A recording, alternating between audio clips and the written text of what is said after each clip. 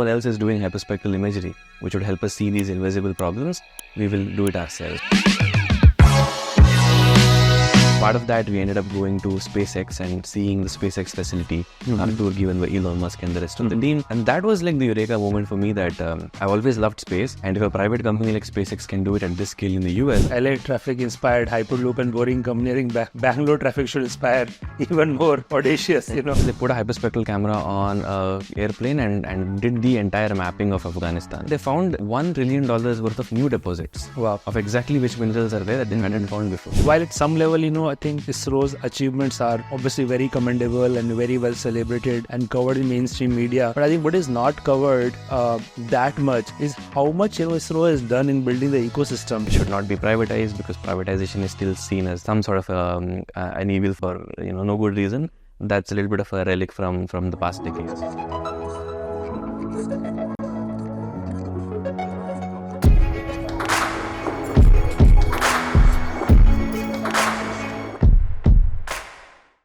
Awais, welcome. Thank you. We're looking forward to this conversation. I think space is a topic of immense interest for me. I think, as you probably know, I invested in Skyroot in 2018. We got an opportunity to interact in 2019 when we were just starting out. Yeah. And till this day, I regret, not investing early on in Pixxel, but very impressed with your story and the progress you have made. And what's even more commendable is you graduated in 2019. And you started, Pixxel just after graduation with the ambition of building satellites and launching in space, which is very audacious. I don't know, I'm guessing you're probably 22, 23 at that time. And that was a dream, but just in short 5 years, you have covered a long distance. You're a real company now, many rounds of funding, and you actually launched 3 functioning satellites, which are quite pioneering in, in the technology that you are developing, 2 with the SpaceX, 1 with ISRO, and you have many more launches planned in this year. So it's quite impressive. I want to start with, how did this idea start, when you're in college, and how does one even think about, let's build a satellite manufacturing company? So I think a few factors that probably led to Pixxel while in the final year of college. One was, as most kids, I was fascinated with space, obsessed with space. I seriously looked up a plan on how to become an astronaut, but you couldn't do that through India. You had to be a US citizen to get through NASA and all of that. At different points, I wanted to be an astrophysicist, astronomer, and so on. So the love for space never really left. This was from college or when? This was when I was a kid. Okay. So I grew up in Mangaluru here in Karnataka. So I didn't get internet access until like 8th or 9th grade. Right. But my dad was very particular about education outside of college as well. So I used to get these encyclopedias you get about space and all of that, and there were these 2-3 books that I used to just go over, and so that love kind of remained. But the actual experiences which led me to dive deeper into space was in college. So when I joined BITS Pilani in 2015, in the first and second year, the first thing I did was join the student satellite team called Team Anant at BITS, which was a student team that was being guided by scientists at ISRO. They were coming in and teaching us students on how to design, build and operate satellites, which is quite different from building any other hardware. So that's where I personally learned what goes into building, spacecraft that need to survive in the harshness of space. And then one more, even more interesting opportunity came up in my second year and third year at college, which was the Hyperloop India experience.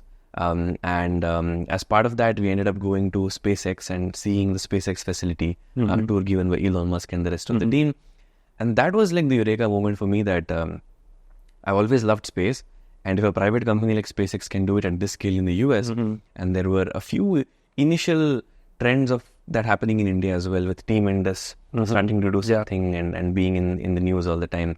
And we thought, let's see if, I can also do something in that space. The Hyperloop experience and the Team Anant experience had given that confidence that maybe if we just get started on building a satellite, maybe something will come of it.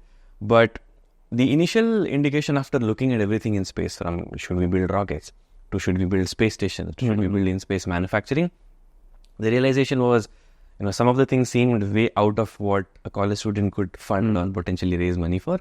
Satellite data was, however, available for free and through college resources. And while working with different sources of satellite data, we realized that this is good, but so many other problems we still can't see with this data. Like if I have internal bleeding and I go to a hospital, they won't use a phone camera to see what's happening. I need an ultrasound or an MRI scanner. So different kind of hardware to help see those invisible things that are plaguing the planet. And that would be possible not by existing technology, but by building a new way of technology called hyperspectral imaging, which had been proven by NASA as a scientific concept, but hadn't been done. So to our surprise, since we couldn't find any of this, we said, if no one else is doing hyperspectral imagery, which would help us see these invisible problems, we will do it ourselves. So in 2019, there was no functional hyperspectral satellite in space? No commercial hyperspectral satellite. One hyperspectral satellite by NASA had been proven and decommissioned. One hyperspectral satellite by the Italian Space Agency was there. So you were truly breaking new ground. So technology was there. I guess NASA has probably pioneered it, but it was not commercialized. Yeah, so there are two things. One is it was not commercialized. Second, the tech that they built, the resolution that they built it for was 30 meters or so. You can see 30 meters apart, which was good for scientific or academic purposes, but wasn't good for commercial. So not only like the basic scientific concept was done, but at the same time, we had to increase the resolution and do better engineering to bring that 30 meters down to 5 meters and then from there to make it better. So I would say, thankfully the scientific concept that hyperspectral as a concept works from space was proven. We didn't have to do that. But then now the challenge was how do we actually do it in a cost-effective manner, do it fast, and do it at a better resolution. Amazing. Let's talk a bit more about your Hyperloop experience. I know in 15-16, when the Hyperloop challenge was opened up, it got a lot of coverage. And I think Elon Musk in his, typical manner is, obviously, can dream very big and have this extremely audacious goal. But how did you end up participating in that? Were you competing in that challenge? What was our team like? And also, what are your takeaways from, visit to SpaceX factory? Yeah. I think 2016 is when he started tweeting about, I'm stuck in traffic in LA. You need a better way to figure this out. And he resurfaced the idea of the Hyperloop, which had, I think, for the first time come across in 1980s or 90s by NASA. And he said, let's do this. And then as part of that, SpaceX created a competition, the Hyperloop SpaceX pod competition. They built a 1 mile long vacuum tube at the street adjacent to their headquarters in Los Angeles. And they put out an open challenge. Okay, here's our tube. Open challenge to teams around the world. Design, build, bring a Hyperloop pod to race here. Now, I happened to stumble into the room of one of my seniors in college, 1 year senior to me, called Sibeshkar. And got to actually meet his roommate for different work. But I saw him scribbling about the Hyperloop on the whiteboard. And I'm like, Hyperloop, Elon Musk. I used to sort of follow him. So we got to talking and he said, this is competition that has come out. I'm looking and sort of participating. So I said, you know what, I want to do it with you. So it was Sibesh, it was me for the first few weeks. And then gradually we brought on board a few folks from the Pilani campus and then the Goa campus and the Hyderabad campus. But the challenge was in putting together a first information pack and design to send it across. This was very different to what we had seen because even in the case of the satellite team, for example, we had at least some background to work from. But in the case of Hyperloop, that was not the case. I couldn't just Google how to build a Hyperloop pod because no one had done that before. No advisor could guide us because they hadn't also done that. It was a concept long ago and it was resurfaced. Now we had to figure out firm first principles how to do it. So it was very challenging but very fun. The initial idea was for me just maybe this gives me a small chance to meet Elon. Let's do it. Let's attempt it and see what comes of it. But we, to our surprise, got through the first stage, and then we getting through the successive stages, and finally, out of 2,500 global applicants, I think they chose 20 finalists, and we were you guys are among the 20 finalists. Correct. Now those 20 finalists were given a green light by SpaceX that your designs have been vetted for risks and everything else. Go ahead and manufacture it and bring it. And they provide funding to manufacture? No, zero funding. The competition had no prize, prize money, nothing. It was just about engineering. So we had to figure out our own finances and all of that. And we didn't have finances. We went to bits, but sadly, I don't think there was a mechanism for us to get something from there. So all of us decided, it was a team of about 15-20 folks at that point. Let's go to Bangalore because we can't build it in Pilani in the middle of a desert. Bangalore has way more resources and ecosystem. We came down to Bangalore and we said, let's try to build it here. My first halves were filled with sponsorship calls, calling up people and saying, like, would you sponsor something like this? And people didn't understand what we were doing. But thankfully, Hyperloop 1, which later became Origin Hyperloop, recently shuttered down due to economic situations and the fact that it takes a lot of money to build infrastructure. But they were just starting off, and one of the well-funded companies in the Hyperloop space, they decided to sponsor us. And that got us moving. And so the second half of the day until night was about going to manufacturing facilities. Folks in Bangalore were kind enough to do it for free for us in return for sponsorship. So we were able to put it together in a span of 3 months in Bangalore. And that was, I think, the place that gave me the confidence that you don't need a lot of experience to actually build something. You don't need someone to guide you.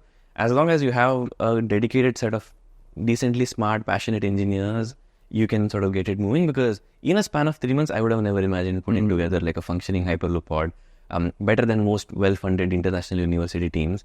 And we had to get it done within a span of 3 months because the competition was happening in August. So we did that. We took it all the way to Los Angeles, and I mean, we faced more challenges in the supply chain also. So, for example, I was working on a levitation system. At a certain speed, due to magnetic levitation, the pod starts to levitate. So there's no friction; it can move much faster.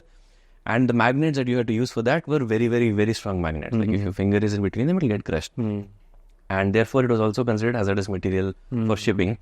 We were using an airline, and they forgot the export papers in the transit lounge, and had to figure out how to get that out. But anyway, out of the 20 teams, we stood 8th overall, with much less funding than most of the teams. Right, these were much well-funded universities like Technical University of Munich, MIT, and so on and so forth. But I think very formative learning experience actually taking it there, competing with sort of the best in the world, getting input from SpaceX engineers who had also built their own pod there. But I think the highlight, of course, was getting to explain to Elon Musk what we had done, and him asking questions around sort of what we had done, and then taking us on a tour of the SpaceX factory. The biggest learning was, I think, that you just need to get started. You just need to work from first principles, and as long as you get enough input and sort of have sense checks, I think you can build anything. That's an incredible experience, even just in your third year of a college. Just to complete the Hyperloop story, so just help me visualize this pod. Like, what are the dimensions of the pod? And also, what is the critical technology pieces? And also, what the competition about? Like, what were you guys supposed to prove? Was it like certain speed you had to achieve? Just help describe, the whole thing. Yeah, absolutely. So I think there are two parts to the challenge. One was how fast could your pod go? That was one. Then the other one was how scalable was the pod? Because the whole point of it was to make it a viable commercial mode of transportation. Some teams decided to just make it really fast. So they built really small pods that could go... Small, like how small? As small as in, I would say 2 feet cross 1 feet. Okay. Right, the smallest one. Right, okay. That was only built for speed, but had no scalability in terms of how it would have to look like in real life. So you had to take this vehicle essentially inside this vacuum tube. So it's about, I would say the diameter was about maybe 4 feet or so. Okay. For the tube, it was also a small scale version. The expectation for the commercial scale version was a little big.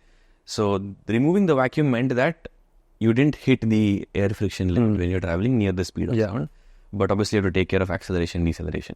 Coming to the pod itself, there were different ways of looking at it. One, as I mentioned, you build it about 2 feet cross 1 feet and very small, focused on speed. What we took the approach was, we said, let's build a 1:3 shrunk down model of what we think it will look like. Sure. The shrunk down model was about 8 feet long. It was about 2.5 feet wide. It could accommodate one person inside. Scaling it 3 times would mean that 4 people could come into a pod. And the idea was, you, like at a commercial scale, have multiple pods where 4 people comfortably sit. So the size of a car essentially, put inside a vacuum tube, is what we sort of built that for. Different parts to it. Of course, one is the aluminum structure to it that needs to be very aerodynamic, because you don't, even though it's a vacuum tube, it's not completely vacuum. At really high speeds, you start to sort of see the effect. So goal was to hit about speed of sound? About 300 kilometers per hour. Okay. Or something around that side. So near the speed of sound. The other parts of it were the levitation thing, as I mentioned. You have to figure out how, your normal tires won't work because they really start getting worn out. And so kind of like maglev, but in maglev, since you have you have your cold super magnets and so on, that takes a lot of maintaining to do. In our case, we said, let's do permanent magnets. So there's an aluminum track.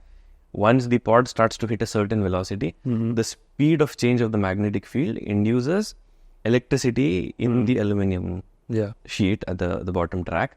That in turn creates its own magnetic field, which levitates these magnets. So that only happens at probably 90 kilometers per hour. So you have to use a linear induction motor to accelerate it. then it levitates, and then you use the same magnetic thing to break it. Yeah. That was basically sort of it. And so we decided on the scalability. If we can build this, and if we scale it by 3 times or 4 times, can this actually be something viable? Yeah. Our idea was not to build a commercial company. It was a student team, but the idea was that if you're building something, might as well build it for something that might be useful. And what happened? You said you were placed 8th in the whole competition. So what are the metric you were able to achieve with I think metrics was how well designed had it been, mainly from a risk factor standpoint. We had to look at variety of risks as to if this fails, how will you make sure that no one dies inside, Right. how will it break down. So I would say it was our electronics assembly was probably the best out of everyone that was sort of there due to the partners that we worked with. But we could have done a lot better in terms of the speed that we could sort of get at with the linear induction motor that we were looking at and so on. But the 8th was a combination of scalability, it was a combination of speed, it was a combination of reliability and risk factors that the SpaceX engineers. And were you able to actually race and test it or no? Not in the vacuum tube. We were able to test it sort of outside there. Only the top 3 teams got to go in. Got it. And now I know that recently the whole Hyperloop thing was shut down. What's your just sense in overall? Do you think the world will see this idea come back in next 10 years, or for now it's parked? I mean, it's very hard to predict the future. Some countries are still continuing to sort of pour money into it, but it is not something that a private company can make happen unless you had a billionaire pouring in billions of dollars on their own. But even then, it is the only way it works is if there's a nationwide infrastructure in any country. I guess billions will definitely not stop Elon Musk. He's poured 40 plus billion in by Twitter. So there's probably some. No, but the thing is, even he wanted to do the Hyperloop in the boring company, but he's pivoted away from that because probably realized that it might not make sense. Right. So the boring company is doing tunnels, but they have now pivoted to having Teslas go in them rather than a Hyperloop pod. Yeah. Maybe it would work on the moon because there's no existing infrastructure like railways there. Like the reason the railways worked, was because the government funded it massively. Like I don't think any company has ever been profitable unless subsidized by the government or funded by the government for railways. It has to be similar for the Hyperloop. So if UAE decides to say that we want to really do this for the sake of doing it, or Saudi Arabia does it for the line and NEOM, maybe it'll happen. Otherwise, it's tough else. Yeah, I guess if LA traffic inspired Hyperloop and boring company, I think Bangalore traffic should inspire even more audacious, because there's so many engineers, they spend countless hours stuck in Bangalore traffic. So hopefully we see our own version of Hyperloop. But coming back to satellites, so 2019 when you started, how did you think about it? Did you think that within few years you will have a functioning satellite, or it was let's just start and see what happens? I was actually very, very ambitious at that point in time. The initial timeline we had kept for ourselves was in 6 months we want to put a satellite up in space in 6 months. In hindsight, obviously realized that was a little too optimistic, but we were I was high from the Hyperloop experience. We had put this together in 3 months. And the thinking was if we can put together a hardware system that hadn't existed before, completely on our own, a satellite should technically be easier because there's so much literature on it at least. There's a lot of ISRO scientists we could go to and talk to give us guidance. But the realization was, given that it has to go in space where you can't really control it, it actually is way more complicated than doing something on ground. So the initial thing was way more optimistic than realistic, which was in 6 months, let's try to put something up there with ISRO. But that didn't happen, obviously. So what happened was we were still in college at that point. So the idea was let's start it as a college student team, like we did the Hyperloop India thing. Let's go and raise sponsorship for it. Yeah. Put up one satellite first, then use that to start a startup or something along those lines. But very quickly we realized that people weren't willing to give sponsorship and they didn't believe that we could launch a satellite. We went to all the phone companies and told them, give us sponsorship and give us your phone. We will put it on the satellite, and when it goes up there, we take an image of you. That's a money shot for you. You can advertise it. No one really decided to sort of take us up on that offer, and someone told us in between that probably easier if you actually raise investment so that they might have some hope of getting that investment back. So the initial set of money came from BITS alumni who we reached out to, who were, I think, more looking at it like philanthropy than investment. Okay, we'll invest sums that doesn't make a material difference to people that have made it, but gave us the initial thing to get started. So that was the first few months of just figuring out, okay, we are going to design the satellite that continued to move at its own pace, but getting the money to sort of build it, very quickly realized that initially the indication, can we build and launch it in less than $200,000? Realized that as you try to make it more reliable, the cost goes up a little bit more. So once we did that pre-seed round before we graduated in BITS, thanks to mainly BITS alumni, and we also got into the Techstars Accelerator that was happening in Los Angeles in partnership with NASA and US Air Force and Lockheed Martin. I think that gave a bit of validation to sort of keep moving. And the first pre-seed round that we raised was $700,000. Got it. That out of which $600,000 was earmarked for the satellite, $100K for everything else. So being very judicial with money, and that $600K got us the first satellite built on the ground, and then we moved from there. Amazing. And so you initially, like I guess most entrepreneurs thought that you would be able to launch in 6 months. In retrospect, how many years before your first satellite was in orbit? So Feb 2019 is when we started. June 21 is when the first one went up. So 2.5 years, not bad at all. Not bad at all, but also there was COVID in between. Right. So it could have been even faster. 6 to 8 months. Yeah. I think 6 months of that year we couldn't even work because we were barred from traveling, obviously. Yeah. And if you can't go to the office, then you can't work on hardware. Right. But I think it's still fairly happy. Not happy with the fact that it was 2.5. We wanted to launch it within a year. But given the pandemic and everything else, I think not too bad. Right. Okay, let's talk about the satellite, space. I guess there are two meanings of word space here, but I mean more about, what do satellites do? Yeah. So overall, we have all these satellites orbiting around Earth in different orbits. So what are the main orbits? How far they are from Earth, right? And what is the size of the satellites? How many satellites are up there in the sky which are orbiting? Can you just portray the picture of, so that somebody listening to this podcast can visualize how many such things are, orbiting around us? Yeah, absolutely. So I think in coming to the orbits first, right? So you have the Earth starting from, I would say, 200 kilometers or so to probably maybe 2,000 kilometers or so. It's considered low Earth orbit. Usually most satellites end up in between 500 to 700 kilometers because that's where the lifetime of the satellites is high, and at the same time it's close enough to not build it large. Yeah. So 200 kilometers is very low Earth orbit, 100 to 400 is very low Earth, and 400 to 2000 is low Earth orbit, LEO. Okay. Then you go from there to 20,000, 30,000 kilometers is middle Earth orbit, usually around the 10 to 20,000 kilometers range. And then you have geostationary orbits, 32,000 kilometers that are geostationary. The satellites in geostationary are probably, my numbers could be off by a little bit here, but not in hundreds or less than 100 because there are very few slots for geostationary satellites. Everything has to be at those Lagrange points where the gravity cancels out, and it is going with the Earth exactly at that place. So there's not a whole lot, but these are very large satellites, very expensive satellites, mostly governments, but now few communication companies. So that's on that. Then you have on the low Earth orbit is where most of the satellites are. I think there used to be something like 3,000, 4,000 satellites before SpaceX decided to launch Starlink satellites of their own. Now they themselves probably have launched 5,000 to 6,000 satellites into space. So we are nearing that 9,000 to 10,000 satellites in low Earth orbit. It might seem like it's very crowded because when you see these visualizations, these satellites are scaled up by a significant amount, but they're tiny. Like you can think of it this way: on the Earth, there are more airplanes traveling at any given point in time than there are in satellites in any one given orbit or altitude. So it's easier to sort of do space traffic management in space than air traffic management, and we don't see planes crashing into each other. So it's not like it's too bad, but obviously you need to have the capability to sort of move it around. So I would say 10,000 satellites right now there that go, and there are broadly two different kinds of satellites that you build. One is for Earth imaging, where you have cameras on them or different kinds of sensing equipment that go up there and are sensing the different parameters of the Earth.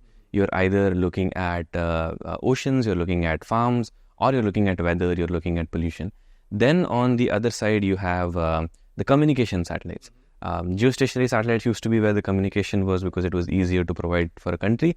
But then now you have companies like Starlink or OneWeb or Amazon Kuiper constellation that are building low Earth orbit internet constellations with tens of thousands of satellites. So that's kind of the situation as to where we are. In terms of building a satellite itself, it is basically a computer that has ways of autonomously pointing in the direction that it wants to and taking images and beaming it down. Like, it is an automated computer in the sense. Like, for our satellite, for example, it has a camera on it, it has a radio on it, it has solar panels and batteries. Solar panels and batteries are for making sure that the power is there for the duration of the lifetime. Whenever it's in an orbit, the solar panels are pointing towards the sun, capturing power that is being used to power this autonomous set of onboard computer that's there. Then the batteries are there for storing it when it goes into eclipse where you don't have the sun. Then you have certain things like sensors. The satellite needs to know where it is. Like, there are sensors called star trackers. It looks at the star field and identifies on the basis of that which direction you're looking at. Then you have the sun sensor to identify which direction the sun is in. Then you have magnetometer, which is looking at the magnetic field of the earth. So you know by magnetic field where it is. And then you have GPS, of course. Then you have actuators, essentially things that help control the orientation. It's called the attitude of the satellite. There are things like magnetarcher, which is essentially a magnetic field generator that generates fields to interact with Earth's magnetic field to orient itself. Then you have reaction wheels, which, by moving those wheels inside the satellite can move and store. So I think that is what makes the satellite move around and sort of function. But the brains of it is essentially a computer. We are coding it in there to say, do this when you see this, do this when you do that, and do this. And because we are not in touch with it 24/7. We're only in touch with it every 90 minutes or so in our orbits. And we tell it, okay, take an image of this latitude and longitude when it comes over next. The computer then figures out everything. And once it takes the image, it figures out how to go back to looking at the sun. And then when it comes over a ground station, it orients itself automatically to look at the ground station and beam it down. So that's basically the basic sense of different parts you need to look at. Okay, so you covered a lot of ground. Let me just recap some of it, right? So we said low Earth orbit is about, you said between 200 to 2,000 kilometers, but mostly between 500 to 700. So that's roughly a distance between Bengaluru to Hyderabad. I think it's around that, right? Yeah. And just to put that in perspective, right? Earth's radius is 6,400 kilometers. And just 500 kilometers above that is not that far. Correct. Just zoom in from a distance, it look like just grazing the surface. Correct. Or, just above the atmosphere. Exactly. Right? And then at the low Earth orbit, if I understand correctly, the satellite is going around at about 20,000 kilometers per hour. Yeah, about 6-7 kilometers per second. 6-7 kilometers per second into, someone could imagine, to 3,600 for the hour. Yeah, so it comes to about 20,000, because, it's completing one orbit every 90 minutes, correct, which is, super fast speed. And then as you go up to 32,000 kilometers geostationary orbit, that's basically speed is same as the speed of Earth's rotation. So it appears that satellite is exact same point. I think earlier satellite used to be more in geostationary, I guess. Yeah, I mean, any communication satellite was geostationary mainly, but there used to be low Earth orbit satellites for imaging mainly. Got it. And most of satellites in low Earth orbit now are either for communication, which telecom companies are using, Starlink for high-speed internet access. I think from what I understand, a lot of companies are building that. We'll maybe come back to later. And then for imaging. Correct. And earlier people were just taking the normal images, just like, the picture we click from our camera. Correct. But you guys have been building this hyperspectral imaging. So why don't you explain that in more detail? What does that even mean? Absolutely. So I think, it started in the 1990s when private companies were first allowed to build satellites in the US. And these were called panchromatic satellites. Essentially a black and white satellite, a camera, right? You had to look at an image. It was a black and white image. And you could see certain things and count certain things and see what was happening. Then RGB cameras came into the picture, which is essentially our phone cameras. Everything human eyes see and everything our cameras capture is in red, green and blue wavelengths in the visible range. So that's 3 information channels that everything our eyes is converting into, and everything that our cameras or pixels are there. Then in late 2000s, early 2010s, you had a proliferation of multispectral satellites, which went beyond just the visible range, R, G and B, red, green and blue. You could see things now in the infrared range. If you've seen spy movies, in the night when the spies try to see what's happening, they pick up these thermal binoculars to see the heat signatures. That is essentially a infrared range that helps you see in the dark that otherwise you normally wouldn't be able to see. Similarly, not exactly the same, multispectral satellites started with about 4 or 5 or eventually to 8 wavelengths of multispectral capture. That was the status quo until even 2018, 2019 when we started. You could see a lot of things with that, of course. You could identify crop health. You could, count the number of cars in a parking lot. You could look at oil tankers and so on. But you couldn't see things like, if I wanted to look at a farm with a black and white image, of course I can barely tell if it's a farm or if it's not a farm. With an RGB image, I can tell you, okay, here's probably where crops are growing here, there's buildings here, there's just normal ground. Multispectral made it a little easier to identify, this is definitely a crop and it's healthy or not healthy. But which crop is it? What are the nutrient contents in the soil? I couldn't say that. Or with multispectral, I can look at an oil and gas pipeline and say there is a pipeline here. But what about the invisible gas leaks from there? That's methane or something else. Or what about an underground oil leak where you can't even see the pipeline, but we know it is there. All that you couldn't see. That's where going way beyond these 8 wavelengths come into the picture. There are 3 resolutions we talk about in space. Spatial resolution, which is how clearly can you see something. 30 centimeters means I can see 30 centimeters apart. 1 meter means I can see 1 meter apart. That had been taken care of because with black and white and RGB camera. Second was temporal resolution. How frequently can you come back to a place? Planet Labs in 2010s, revolutionized that by putting 150, 200 satellites that could do daily revisit anywhere on the globe, right? So you brought down the temporal resolution from weeks to every day. What was lacking was the spectral resolution. How much spectra or wavelengths or information channels can you capture? That's where hyperspectral came into the picture. And for us to see those pest infestations, crop diseases, nutrient contents, for us to see those oil and gas leaks, for us to identify which minerals are where, is that lithium or is that marble or is that just a normal stone? Or, what is it actually there? Or identifying chemical contaminants in our rivers or water, in our soil, in our air. All those needed that spectral resolution. And to our surprise, when we said, okay, NASA has hyperspectral data that has come down, there are a few research papers that are comparing hyperspectral with multispectral and showing hyperspectral can help us see 50 times more information than multispectral. Great, we should use this for most things then. And we tried to find if someone could sell us that data. To our surprise, we found not a single company that was providing this, not a single way of obtaining hyperspectral data from space. So we reached out to about 40 odd customers initially who were working with satellite data to ask them, this is actually going to be useful to you? Is this just like a nice to have or a must have? We got really strong feedback that, look, if you are able to get this done, we have experimented with it on drones and so on, but at scale we need it from satellites, no one has been able to provide it. If you provide it at such and such resolution, like as I said, NASA had done it at a 30 meter resolution, that wasn't good enough for them. If they said if you can do it at 10 meters, bare minimum, or 5 meters ideally, then we will obviously pay for it and replace what we are doing. So we knew that, okay, at least there's some sense of market here and this technology is new. And we had challenges because we couldn't just replicate what NASA had done. It was a 300 kg satellite, some 1,000 kg satellites costing $50+ million. That makes no economic sense. So not only did we have to figure out the fact that 30 meters, how do we make it 5? But at the same time, we had to bring it down to single-digit $1 million per satellite. We had to figure out how to make it quick and so on. Thankfully, the technological trend of miniaturization of electronics and low launch cost and all of that was in our favor, which helped, right? So we banged on that wave.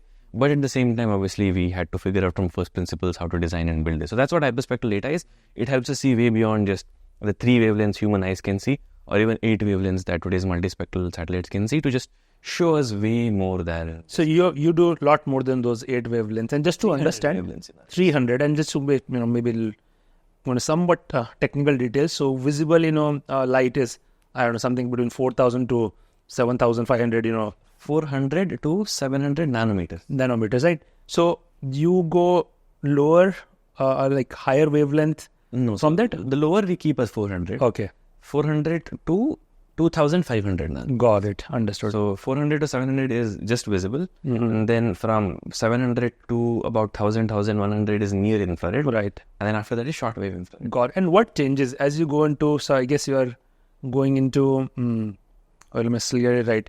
You are going to, as you go 400 to 1,000 or 2,000 nanometer wavelength. So wavelength is increasing. And what is the additional information you are able to get at those wavelengths which you can't get? So it's like, think of it like this. Everything in the world, everything in the universe emits a spectra. Yeah. Like we emit spectra, this water emits spectra. So when, for example, how did we figure out that sun was made out of hydrogen and helium? It was by having a spectrograph that people looked at the sun and they said, okay, this is the spectral signature. Compare it with which of these atoms does that. So they were able to find out it's hydrogen, helium. So like that, if I'm looking at a particular crop, let's say rice has a distinct spectral signature, right? So if I am only limiting myself to these tens of wavelengths or hundreds of wavelengths in the 400 to 900 nanometer range, I can see things in the vegetation range because they reflect light in that spectra. But if I want to see methane, its reflectance only sort of becomes visible between 1600 to 1700 nanometers. So for me to see methane, I need wavelengths in that range. For me to see some other minerals, I need to be at 2100 nanometers, probably bauxite and aluminium at that wavelength. Up to 2500 will make me give data like, is this cobalt, is this lithium, is this uranium? So the reason why we cover that entire range and with 300 wavelengths, which are continuous in that range, is different parts of the spectra are peak reflectance spectra for certain chemicals, and if we cover that entire range, we can see most things. Super clear. And you alluded to some of the applications, but let's talk more about it. Which are the industries which majorly need this hyperspectral satellite? I mean, you're doing incredibly exciting, technology work. It's a genuine deep tech startup, but you're also building a business. Correct. At some point, you want to have hundreds, probably thousands of these satellites up in the orbit, for which you also need customers. Correct. So who are possible customers and how can they benefit, and how do you estimate potential size of that market? Yeah. So I think there are 4 major industries that we focus on today, but the use cases are many. The reason why Hyperspectral has so many use cases is because it's a superset of all of the data. We can do the same things being done, but we can do so much more. But let's look at the industries, right? So agriculture is a big one. I think that's where mostly the largest number of our signed customers come from. These would be seed companies. Let's say we worked with a seed company whose job is to do different kinds of seeds and provide it to farmers.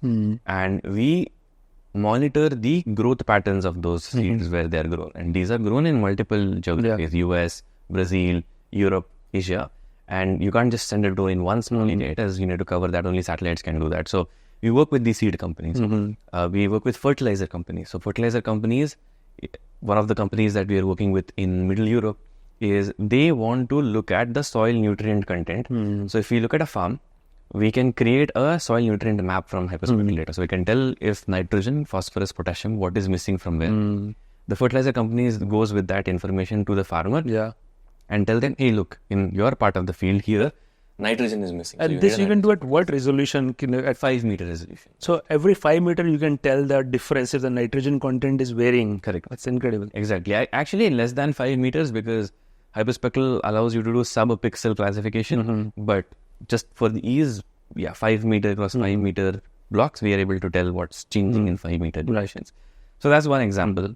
On the agri side, multiple kinds of industries here. For example, even commodity traders want to know what will be the yield for a crop somewhere, so that they can plan. Governments want to know what will be the yield so that they can plan exports, imports. Then you go to oil and gas companies. There are 3 use cases. One is exploration. We can help oil and gas companies say, look, don't pollute and go and ravage all of these areas. We are telling you hydrocarbons are here. So just go to that area, because oil drilling is not going to stop, at least a few more decades.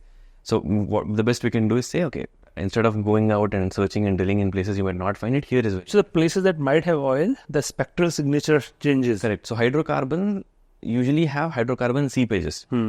If it's onshore, these hydrocarbon seepages are with soil, so we can pick up that spectral signature of the hydrocarbon. Or in water, usually you find thin slicks of these hydrocarbons. So you can tell, oh, here's where we are seeing the signature, go and look at this area. So exploration is one. Second is their existing assets, oil and gas pipelines and other things. Whenever there is a leak from there, we can detect methane, we can detect any other thing. Especially if it's an underground pipeline, there's no way to know if it's leaked until it becomes too big. What happens when leaks, however, is soil characteristics change. So that spectral signature doesn't change. So we know what a normal soil signature looks like, and when that changes, we know, okay, there's probably a leak, go check. And the third is environmental impact. Now there are big regulatory concerns across the globe. Governments are cracking down that you do your work, but tell us what impact you're creating on the environment and what you're doing to help solve for that. Similar use cases in mining, exploration, telling exactly which minerals are where, identifying existing mines to see risks, and third, environmental impact. So mining is actually going to be a big one, because everyone's trying to find where these rare earth minerals now are for the EV revolution and batteries and everything. One of the interesting anecdotes that gave us the confidence that hyperspectral is what is needed was actually USGS, the United States Geological Survey. They were in Afghanistan when US was occupying Afghanistan. They did hyperspectral flights through an airplane across many, many months. Because it was an airplane, it takes many time. With satellite, you could do it in a week. But for many, many months, they put a hyperspectral camera on an airplane and did the entire mapping of Afghanistan. After that, they found $1 trillion worth of new deposits. Wow. Of exactly which minerals are there that they hadn't found before. New $1 trillion worth of new mineral deposits. In Afghanistan? In Afghanistan. Just because hyperspectral maps were able to create. Yeah. Just go and Google USGS Afghanistan hyperspectral map. You will see these very colorful maps that tell you exactly where it is. Now imagine doing that at global scale. We can tell India, we found it in J&K, but we found it here, and there. So, we can get that self-reliance and so on. So that's mining. And finally, environment and climate. I think that is our most, that's something that's close to heart. Our vision statement is building a health monitor for the planet. See the health parameters of the planet, how they are changing and what we can do to make it better. So can you tell the air quality from the hyperspectral images? Exactly, yeah. So we can look at Delhi, for example, and we can identify in the atmosphere, these are the greenhouse gases and these are coming from here. This part of the city is leaking this and they were not supposed to do that. Or this part of the industrial base is leaking waste into water. So that's something we can do with hyperspectral. Right now, Sentinel, which is the European Space Agency satellite, does it at, I think, kilometers resolution.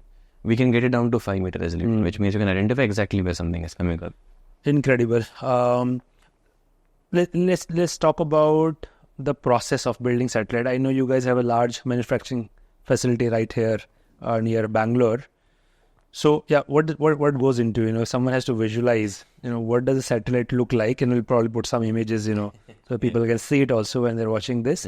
But just from soup to nuts, just starting, how do you start? Where do you source the parts from? How do you assemble together? What goes into?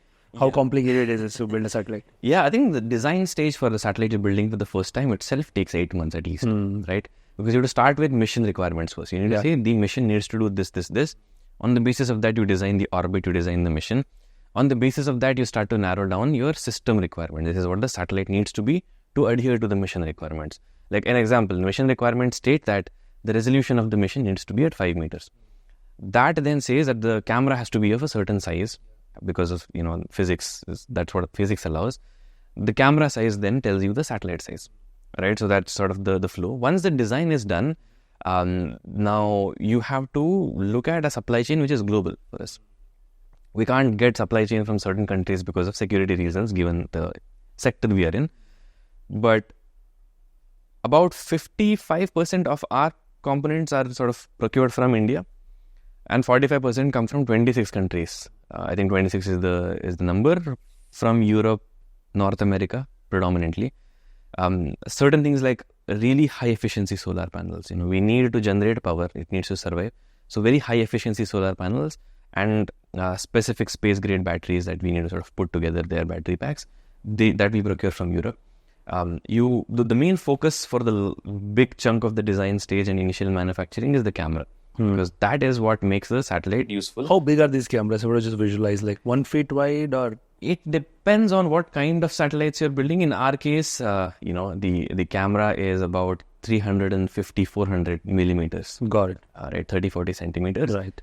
The largest satellites we are planning on launching next year, these will be as big as 1 meter. And that is the size of the lens?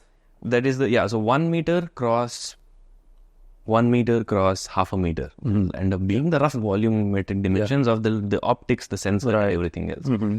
So the larger the camera, the better the resolution. Do you manufacture these cameras? We do. So we design them in-house, completely in-house. But we need to take that design then to specialized manufacturers of these components. So while people say of you as a satellite company, you are probably also building one of the most advanced cameras in the world. Yeah, exactly. That's probably another business line for future. So the cameras is what makes the satellite satellite. It's a big part of the satellite. The satellite parts of it is not fully commoditized, but it's on the way there. There are 15, 20 companies in the globe that can build satellites. We try to be at the cutting edge, but there are probably 3, 4, 5 other companies that can also build at the same cutting edge. But it's the camera that we're building that really separates us from the rest of the side. So the camera is what we need to make sure that the camera is stable. The camera can perform and doesn't shrink and expand in temperature. Because in vacuum, as you go from the sunlit period to the eclipse period, the temperature is very significant. How much? it can go all the way up to 40, 50 degrees sometimes to as low as minus 15, minus 20. That's the range that we need to design the satellite for. That's what we test on ground also. So once the camera, we know here's how it looks like, then the satellite is built around it. The computer obviously needs to make sure the satellite survives, but it also needs to make sure that the camera, when it is pointing to a certain direction, is going to actually look there with certain accuracy, that it's going to be stable.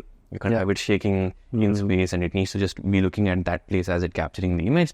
And then you have the radios that, the data is captured by the satellite, stored in the satellite. Then at the end of the orbit, it comes over a ground station. And then the radios point towards the ground station, and you have a period of 8 or 10 minutes when it's in the field of view to downlink all of that. And you repeat it every orbit. So it takes about, I would say, getting the components into our factory is the longest waiting period. Some are very, rare kind of components that we need to get. They take up to 18 months to come. So we need to place an order 18 months before we can actually start using it. And we try to speed that up by having backups and, paying more and so on. Once all of the components come to our facility, then it's a matter of 3 months to put it all together, test it, take the satellite to, we call it a thermo vacuum chamber. We put it in, it becomes a vacuum. It sees plus 15, minus 40 degree temperatures to make sure it's working, and it will work there. You take it out, you put it on the vibration table to make sure that the launch loads you will see on the rocket can survive. And then you do the final test, and then ready to ship to launch. And broad range of cost. Let's say, how much does it cost for someone to place an order with you and get a satellite in orbit? The costs for satellites could range from as low as $500,000 to as high as $500 million. So again, depends. But in our case, for the images that the CAM satellites that we build, again, if you're building like a small CubeSat, most student universities can now build CubeSats. That'll be sub $1 million, usually sub $500,000 or so, for building about a CubeSat that's the size of 30 cross 10 cross 10, a shoebox size satellite. For the satellites that we are building, without getting into exact costs, there are two classes of satellites. We build 50 kilogram satellites compared to like the 5 kilogram CubeSats. It's 50, size of a mini refrigerator, but really packed and dense. And then we are going to be building 200 kg satellites, which will be the size of half a large refrigerator, 1 meter, 1 meter, 1 meter cube. The cost again there could range from low single-digit millions of dollars to as high as $10 million, depending on the complexity and the exoticness involved. But that's also because I think we're a startup and based in India. If you were building something like this in US and Europe, you can easily 3x to 5x the cost. So you have that 3x to 5x cost advantage in India? At least 5x, I would say, up to 10x in some cases. We have seen. That's incredible. Where is this cost advantage coming from? Because component, I'm assuming, are not going to cost. So it's mostly like the manpower cost is a bit different? It's a combination of a few things. Okay, one is the technical approach itself that we have taken, where we have figured out a way where the cameras can be smaller and at the same time higher resolution. Usually those are on two opposite ends of the spectrum. So I think that's the technical mode. Make it smaller without, as much as physics allows you, and at the same time make it higher quality. Smaller satellite and camera means lower costs. And smaller satellite also means lower launch costs, because launch cost is some $1,000 per kilogram. So the lower the kilograms, the lower your launch cost. Overall, it reduces it. What has also happened in India, thankfully, is over the last 4 decades, ISRO has built up this tremendous ecosystem of supply chain providers in the country. And India's space program has always been known for its judiciousness in terms of how cheaply they have put stuff on Moon and Mars. And that is something we are leveraging. So when we go to the same vendors that provide to ISRO, now we become their second customer for those space-specific things. And those costs are lower than if you were to procure it from, let's say, North America or Europe. So 55% of the cost I mentioned is within India. That keeps it lower. The testing costs are also lower in terms of infrastructure. We just go into ISRO, we test it, we bring it out. The additional bonus part is, of course, the labor. Much cheaper compared to, again, North America or Europe, but two levels to it. There is the hardware itself that's cheaper due to the fact that we are leveraging this ecosystem in India. And the second is the labor cost. Look, this 5x cost advantage is incredible, right? It means, at a certain scale, you should be able to corner a lot of demand from all part of the world. I mean, who will want to pay, 5 times more if you can get something done, at that 20% of the cost other parts of the world. Yeah. I think this, while at some level, I think, ISRO's achievements are obviously very commendable and very well celebrated and covered in mainstream media. But I think what is not covered that much is how much ISRO has done in building the ecosystem that you're talking about. Same thing as Skyroot also. They are able to leverage so many partners and vendors and facilities within ISRO itself to really give a boost, because look, rocket science is not easy. To be able to build rockets or build satellites and go from a startup to launch in few years, it's only possible because of the the infrastructure that ISRO has already built. So are you able to as you went about building Pixxel, what has been your experience with ISRO, and I guess in space might be working with you now? Just talk a bit more about support from these agencies. Yeah, I think it has been a roller coaster ride, but always been positive, right? So I think first and foremost, we ever since our earliest days worked with a lot of retired scientists from ISRO who were our guiding beacons to saying this works, this doesn't work. We took that as a thing that, okay, this didn't work there, but but at the same time, we can't just take that, and we had to also test and push the boundaries on our end. But that support has always been there from retired ISRO folks. I remember in 2019, from college, in the new academic building, I just looked up a number on the internet around ISRO and called them up and like, hey, we are a student team looking at doing a company, trying to build and launch satellites. What is the cost of launching a satellite? And he really wanted to help the person on the other side, but he's like, oh, but we don't have a process for launching an Indian private satellite. How will you get the regulations and the things? But if you come as a foreign company, then we have a way, because that's what they've been doing. So it was surprising. They wanted to help, but there was no mechanism for them to sort of help. There was no guidelines that they should help. And some people wanted to maintain the status quo, and space is very important to the country. It should not be privatized, because privatization is still seen as some sort of an evil for no good reason. That's a little bit of a relic from the past decades. But in 2020, in between COVID, when we couldn't do any work on the satellites, the finance minister announced, amidst a slew of other economic measures, privatization of space. Now things started to come up, and it actually came from the Prime Minister's office. So the story goes, Dr. Sivan, who was the previous chairman, he inaugurated our office, the old office, and he was mentioning the story to me that he was presenting the list of satellites that have gone up to space, and in a slide there was private satellites from India, 0. And the Prime Minister was like, why is that the case? Let's change that. And then in 2020, they announced, let's privatize space. No point in only ISRO doing, and ISRO needs to work in tandem with the agency, so they can focus on the cutting edge R&D stuff, sending humans to space, sending humans to moon, space stations, while the other satellites and rockets can be handed over to the private industry. Things that have already been done and researched. So that was when things changed. We had initially planned to launch the satellite from abroad, but we got a call then from the Department of Space saying, now that this has privatized, we wanted to launch from India. We're very happy to do it. Why do we need to worry about logistics to a different country, export and so on? We can just do it with PSLV. And so we then shifted our launch to the ISRO PSLV after talking to them and moving it from what we were planning to launch from abroad on. And then last year, space policy came out, but we knew that the space policy was coming out the 2-3 years before that. They actually were very receptive to feedback from startups like us, which is generally, I don't think, ever been the case for anything. Usually big companies tend to come in and dominate that. But in our case, I could give you very specific examples in the policy, 4 or 5 places where we had talked to the Prime Minister's office, we had talked to the Department of Space, and we said, this probably doesn't make sense because India will be at a disadvantage compared to other countries. And they actually cut down a lot of things to make it very liberal. So now things are very different. Right? So we've seen that phase where there was no way for the government to sort of help, to there actually being a push from all the way from the Prime Minister's level. And we became the first company ever in 2021 early to actually test our satellite at ISRO facility, where they opened up the facility, we took our satellite and we tested it, we brought it out, and then we launched it with ISRO PSLV. So from there, now then they created InSpace. They were like, okay, under Department of Space there is ISRO.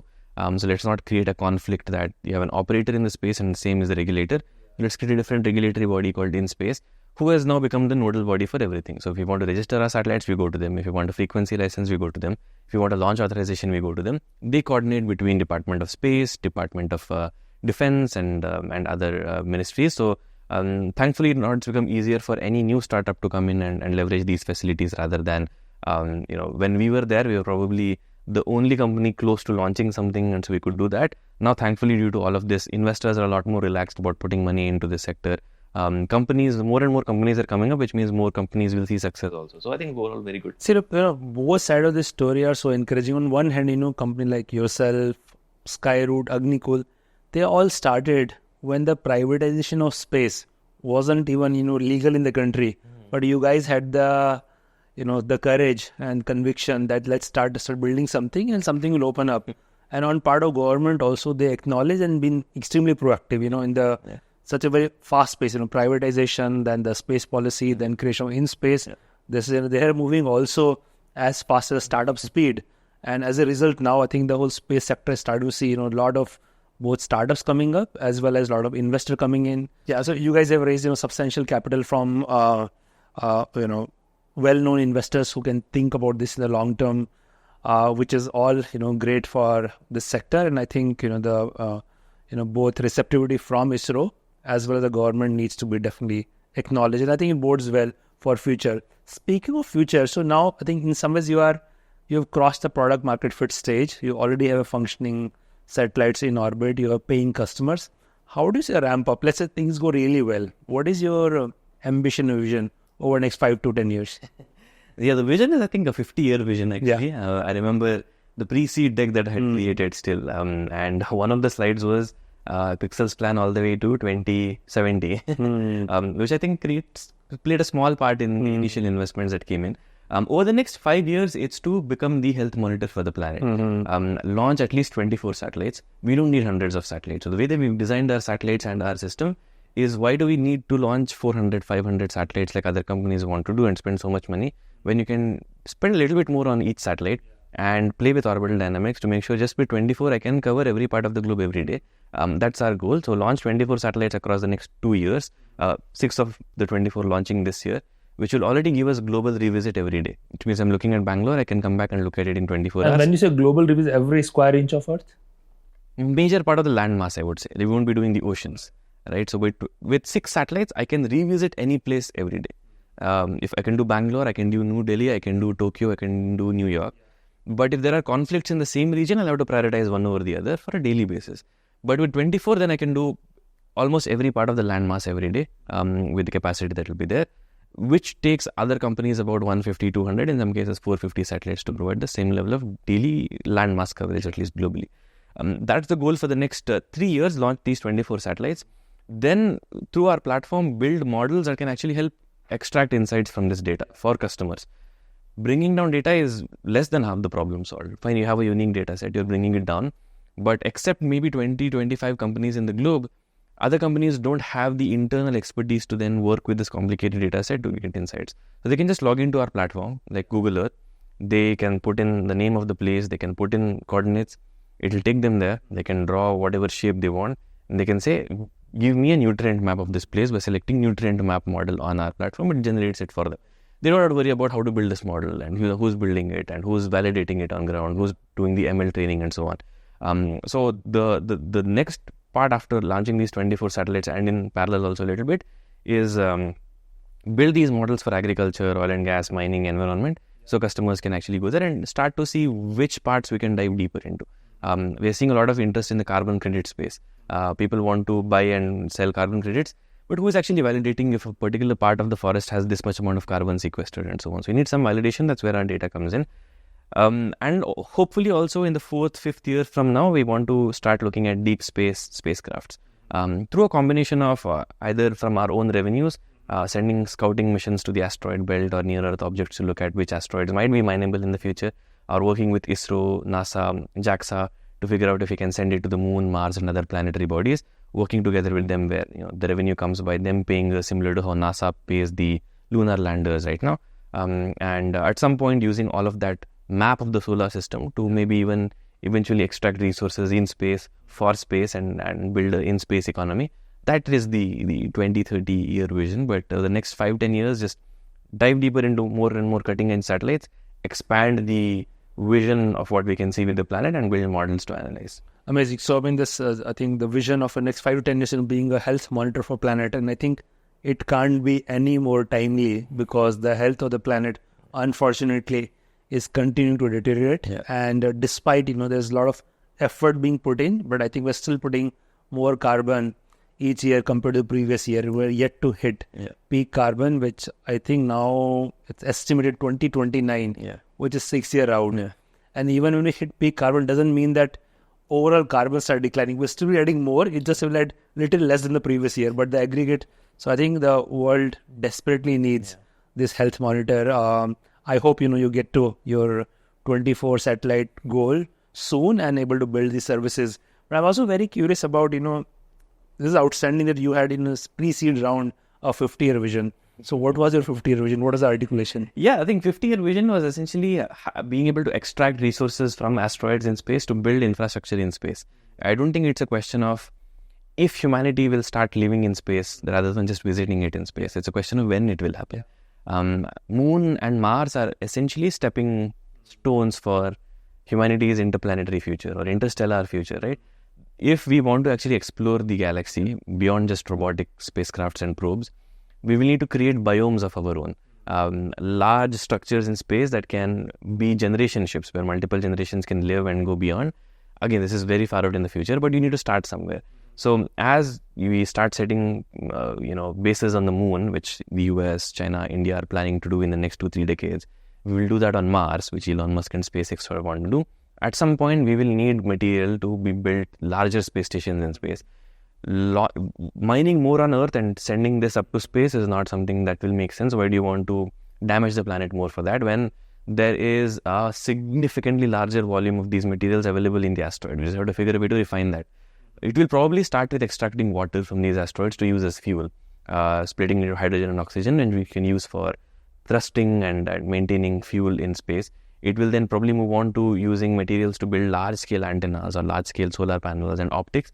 And eventually it will move on to getting any mineral that we want to build these space stations and sort of maintain that. That is the 50-year vision. In between, of course, we will expand into satellite manufacturing as a service, which we've recently done.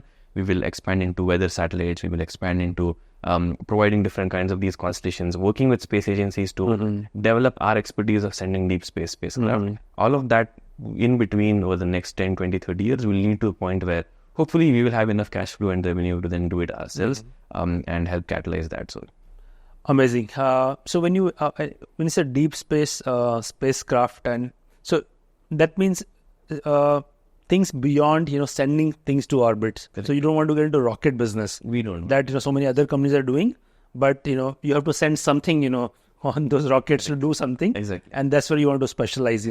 Today it's like hyperspectral satellites, but there are many other kinds of rovers in future or satellites around moon, satellites around spacecraft that will orbit the moon and tell us what minerals and where is the minerals on the moon, what is actually on Mars, what is actually maybe in Jupiter or Titan or Enceladus. Okay, so mostly in the more satellites, not like landing equipment. And maybe we will get into that. Okay. Too early to say, but I mean, our expertise is building spacecraft. We can use that expertise to build deep space spacecraft that orbit also. In fact, then the reason why I narrowed down on Hyperspectral on Pixxel was I was reading about asteroid scouting and mining. And how do you identify what is actually in an asteroid? You use hyperspectral sensors. Like, oh, great. So like the step one is, why don't we build hyperspectral sensors for the Earth? That's needed. Step 2, use the same hyperspectral sensors to then look at asteroids. Step 3 is, once you know what is where, then you can go and extract it. So spacecraft is our expertise today, but we might be able to get into other things depending on opportunity. Fair. Where are definitely not rockets? There are skylines of the world and others building it, so we will just depend on that infrastructure. Excellent. What about, where are we, space mining? So, and maybe let me frame the question differently. See, today, the primary use of satellites is in either communication or imaging, and I think that will continue to increase. I think there are a lot of things that can happen through that. But space in some ways also somewhat suffering from the fact that it's not a big industry, and there are not too many commercial use cases. When people talk about space tourism, maybe we can touch upon that later, but again, I don't know how big will that be.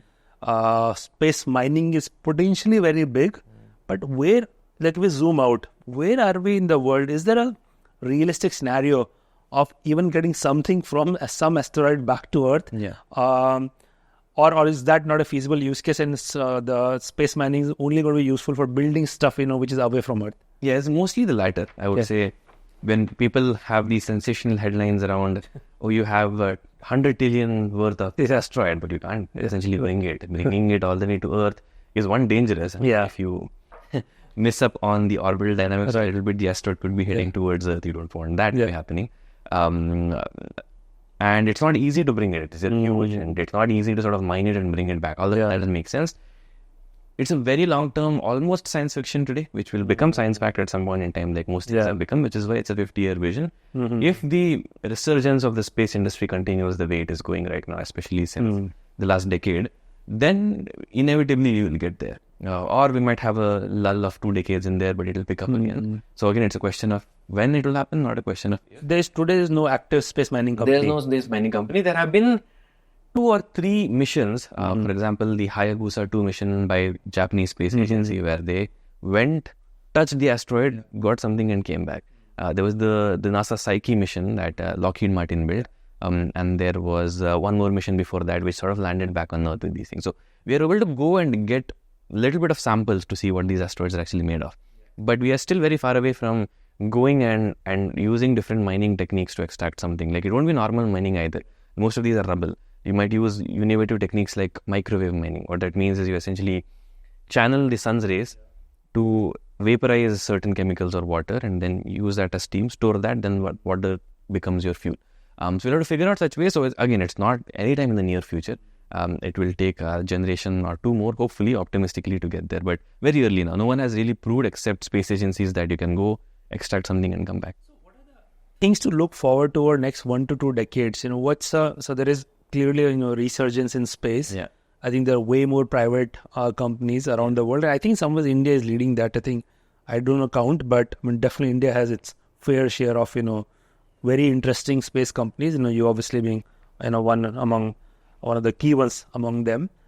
What are the likely use cases which may happen next 10 to 20 years, which can really make space come of age and bring in serious industry and investment? Yeah, I think one is already happening, which is reduction in launch cost. It has already reduced by, I think, 2 orders of magnitude over the last 2 decades. It will go even more with Starship coming up, an order of magnitude down. The biggest, over the next 10 years, the major focus will still be the lower Earth orbit economy, not beyond that. Beyond that, we will continue to have space agencies funding a few companies to go set up bases on the moon, but on Mars, it won't be huge. It'll still be decent, I think, in a few billions or tens of billions. But most of the resurgence will happen in the low Earth orbit economy. The International Space Station is destined to come down by 2027, 2028, 2029, unless they extend it. But there are other companies planning on sending private space stations, which NASA will fund.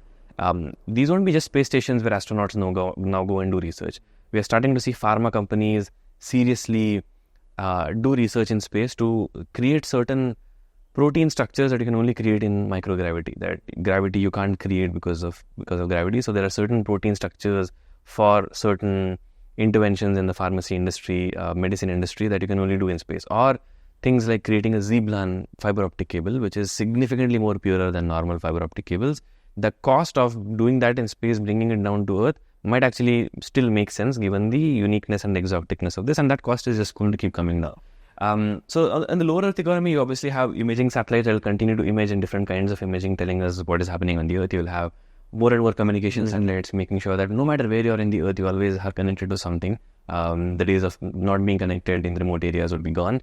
But then the most interesting part of it will be, how will we start, sending research to orbit?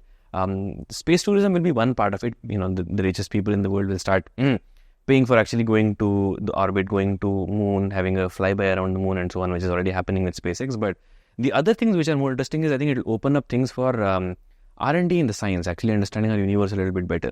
When we launched JWST, James Webb Space Telescope, it was a month-long process to actually unfurl all of those sensors and detectors and send it where it needs to be. But when Starship, which is the single largest rocket built by a significant margin, comes into the picture, we can launch even larger telescopes. More bases will be set up on the moon, and if you have a telescope on the other side of the moon, then you can use that to sort of look at more astrophysical phenomena that tell us a better understanding of where we came from, where the universe came from. So I would say it's a combination of commercial stuff, obviously, but also resurgence around the science and tech of understanding our universe a little bit better. Amazing. I think it's a very, very exciting area to track. I think a lot of very interesting missions are planned, and you're right. I think the boost to research itself is going to probably a big, and there's enough research funding available around the world. Right. Some of it that get channeled into Correct. the companies which are building unique capabilities. Yeah. So look, so you are, pioneer in many ways, right?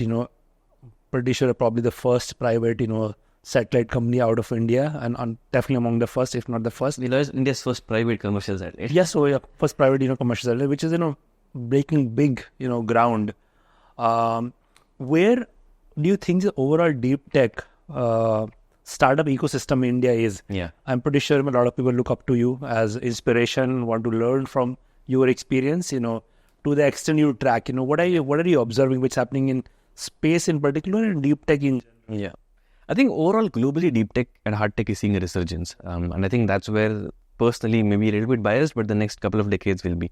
The 1960s to the 1980s were the decade of building electronics and Moore's law and the semiconductor industry that made then the 90s, 2000s, 2010s and 20s the software decade. So we went from atoms, building in the atom space, to building in the bit space. I think now it's time to go back to the atoms while the bits take care of themselves. Where the resurgence is in terms of we finally have companies looking at building supersonic jets, boom aerospace in the US. There was a Concorde at some point in time that went away and now resurgence is happening. Lots of folks building either small nuclear reactors or fusion reactors. It might be a private company that does it before a government agency and government project actually ends up doing it, which would have been unfathomable a decade or two ago. Or even something as simple as robotics, manufacturing, automating stuff, the medical space, the biotech space. I think what we saw in software in the 90s, 2000s, we will see in the biotech space as the genome has almost been decoded. As more and more tools like CRISPR and CRISPR-Cas and other things come into the picture, we will start tinkering with the genetic code of humans and other planets and see if we can, eliminate certain types of diseases altogether. Nanotechnology, I think at some point in time where we can assemble things molecule by molecule rather than sort of doing it the way that we do it now, which will open up a lot of things. Some of these might be 5-10 years away, like, robotics, for example, with generational AI models coming into the picture. You have companies like Tesla's Optimus robot, or you have one more robot company that recently Figure AI that raised money from ChatGPT. Yeah. Building these things where automation might come over to the picture. There's still automation and manufacturing remaining, and especially in India, I think industrialization is where we need to focus on till 2047. How China did it over the last 3 decades, Vietnam and Indonesia have been able to do it. We have that opportunity now to actually be the leader, and that can happen by increasing ways of power generation. Solar, wind, nuclear will be big. On top of that, building all of these industrial base for rockets and manufacturing and robots and satellites. And then, as I mentioned, I think biotech and gene tech and medicine becoming more precise and things like that. And of course, artificial intelligence we might have hit AGI. I mean, I think the goalposts keep changing. If 15 years ago, we would have said if this is something that AI could do and ChatGPT could do, is this AGI? People would have said yes. Today, they say no. But we'll actually start to see actual AGI with, Claude 3 Opus coming up and ChatGPT. So all of that just means that I think this is the day and age with the money available now for folks to actually build in the hardware space, while the software industry will continue to grow as well. And what does it mean for, people looking to start a deep tech company in India? See, deep tech is also in some ways, pretty daunting. The time to market is much longer. There's significant technology risk. There's often regulatory risk, which you guys had. You were able to overcome that. What are your advice to someone, let's say, people who are just coming out of college and have big dreams, want to do, this incredible new cool tech? How should one approach and also come to terms with the fact that, there's potentially way more risky versus, selling something online, which is a lot easier to start? Absolutely. I think the risk is much, much higher. But the rewards are also higher. I would say anyone that is getting into deep tech should know that it will be much longer than software company will take the time to see success. So anyone getting into deep tech or hard tech has to come mentally prepared that it will take years of slogging and grit and determination before you see some success, and then even then you might do everything right and it might still not come to fruition, right? Which was personally my point of view that, look, I am 21 when I was starting it, let's do it. let's see it for 5-10 years, and even if at the end of it doesn't work out, it's fine. I can go to something else. Age on my end, and I think being at Bits obviously gave me a little bit of coming from a privileged background to fall back on that ecosystem and that degree that came from there. Most people might not have that, right? So being just realistic, yes, it's cooler, and I think the time is right for it, but people have to be ready for the risk that it might not pan out. Or you could take the route that Elon Musk has taken or Sam Altman have taken, where build a software company, make money from that first, and then use that, and when you have a safety net, go and do hard tech. But it's fair to say, like, if you look at your journey or Skyroot journeys, capital is not necessarily constrained. You can start with, you said you started with $700,000 of funding, and you proved something, and just in less than 2 years, you managed to put a satellite in orbit. So I think that's at least one part. It's fair to say that, capital is not going to be constrained. It's not, it's still tough to raise money, right? Pixxel has been almost dead at least twice or thrice. That's every startup. Even the software e-commerce companies also go through that near-death experience. Right. So absolutely, I think, as I said, if someone is passionate about this and willing to get through it, they absolutely should get into it. Today, I don't think there is a dearth of early stage capital like it would have been earlier. Yeah. One, there are more startup funding schemes from the Indian government itself, which at least make sure there's non-dilutive capital. A little bit, and it's growing. But there's also a lot of these pre-seed funds that have come out that are now focused on deep tech. Seed stage funds that have come out in deep tech. Overall, globally, people are also looking at putting money into India, which increase that pool of capital at the early stage, growth stage, stages. So compared to 5 years ago, even today is much better in terms of the risk having come down. It's still risky. People have to be ready with it. But if you are passionate about it, and you just have to get started. Once you get started, the momentum will keep you going. Amazing. Hopefully, I think that will inspire a lot of people. I think, Awais, I want to thank you for taking the time. I think Pixxel's story is incredibly inspiring. It's very audacious to say at the age of 21 that we are going to build the most advanced satellite company anywhere in the world. It's also very unusual to have a 50-year vision when you're 21-year-old, and looks like, you are committed to that vision. You really believe in it, and you've covered a lot of ground in just 5 years. 5 is a very short time frame for building a startup company, but I think a lot of risk is already off the table. I think I wish you all the best. I think the more, the better the Pixxel does as a company. I think it will both inspire a lot of people, and I'm sure a lot of deep tech entrepreneurs will come out of Pixxel, and people will work with you for a few years. They'll learn the ropes and get inspired and build their own enterprising company. Might have happened already also. Too kind, Mukesh. I think we looked up to people like you, having shown the path for entrepreneurs of our generation, and hopefully sometime in the future, I don't think we are there yet, that inspires other folks as well. But I think that's just to pay it forward. But thanks for folks like you and others that paved the way for the startup ecosystem, and then hopefully maybe in a few years when we do something more, we will do that for others also. Thank you. Thank you. We'll be watching out for this space, and we'll be rooting for you. Thank you. Thank you so much.